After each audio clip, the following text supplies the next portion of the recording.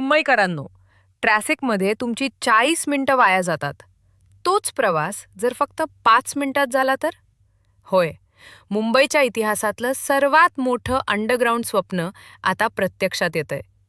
हा प्रकल्प आहे ऑरेंज गेट ते मरीन ड्राईव्ह भूमिगत रस्ता.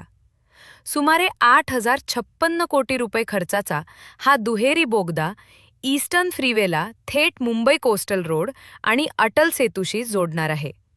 म्हणजेच पूर्व आणि पश्चिम मुंबईमधील प्रवास आता थेट आणि सुसाट होणार आहे. हा रस्ता जमिनीखाली तब्बल 50 मीटर खोलीवरून जातोय. आपल्या छत्रपती शिवाजी महाराज टर्मिनस CSMT स्टेशनच्या खालून, मध्य आणि पश्चिम रेल्वेच्या धावत्या ट्रॅकखालून आणि दक्षिण मुंबईतील तब्बल 700 जुन्या इमारतींच्या खालून हा बोगदा काढला जात आहे. नुकतंच मावळा TBM मशीनने पहिलं 250 मीटरचं कठीण खोदकाम यशस्वीरित्या पूर्ण केलंय.